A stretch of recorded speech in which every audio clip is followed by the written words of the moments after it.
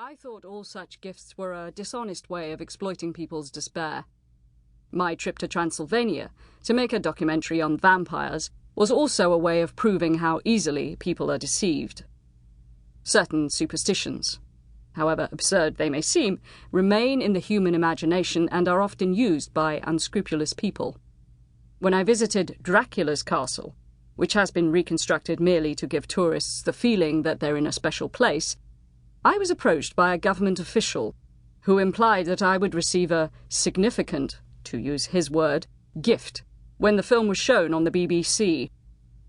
In the mind of that official, I was helping to propagate the myth and thus deserved a generous reward. One of the guides said that the number of visitors increased each year and that any mention of the place would prove positive. Even a program saying that the castle was a fake, that Vlad Dracula was a historical figure who had nothing to do with the myth, and that it was all merely a product of the wild imaginings of one Irishman, editor's note, Bram Stoker, who had never even visited the region.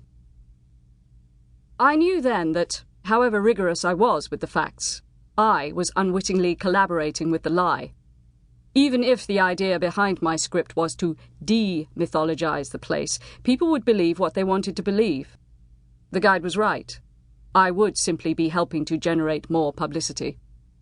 I immediately abandoned the project, even though I'd already spent quite a lot of money on the trip and on my research.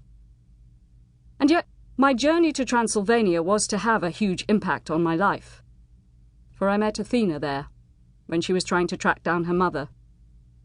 Destiny, mysterious, implacable destiny, brought us face to face in the insignificant foyer of a still more insignificant hotel. I was witness to her first conversation with Deirdre, or Edda as she likes to be called. I watched, as if I were a spectator of my own life, as my heart struggled vainly not to allow itself to be seduced by a woman who didn't belong to my world. I applauded when reason lost the battle, and all I could do was surrender and accept that I was in love. That love led me to see things I'd never imagined could exist. Rituals, materializations, trances. Believing that I was blinded by love, I doubted everything. But doubt, far from paralyzing me, pushed me in the direction of oceans whose very existence I couldn't admit. It was this same energy which, in difficult times, helped me to confront the cynicism of journalist colleagues and to write about Athena and her work. And since that love remains alive, the energy remains, even though Athena is dead, even though all I want now is to forget what I saw and learned. I could only navigate that world while hand in hand with Athena.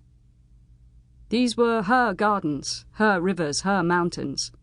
Now that she's gone, I need everything to return as quickly as possible to how it used to be. I'm going to concentrate more on traffic problems, Britain's foreign policy, on how we administer taxes. I want to go back to thinking that the world of magic is merely a clever trick, that people are superstitious, that anything science cannot explain has no right to exist. When the meetings in Portobello started to get out of control, we had endless arguments about how she was behaving, although I'm glad now that she didn't listen to me. If there is any possible consolation in the tragedy of losing someone we love very much, it's the necessary hope that perhaps it was for the best. I wake and fall asleep with that certainty. It's best that Athena left when she did, rather than descend into the infernos of this world. She would never have regained her peace of mind after the events that earned her the nickname the Witch of Portobello. The rest of her life would have been a bitter clash between her personal dreams and collective reality. Knowing her as I did, she would have battled on to the end, wasting her energy and her joy on trying to prove something that no one, absolutely no one, was prepared to believe. Who knows?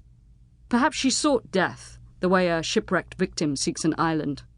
She must have stood late at night in many a tube station, waiting for muggers who never came. She must have walked through the most dangerous parts of London in search of a murderer who never appeared, or perhaps tried to provoke the anger of the physically strong who refused to get angry.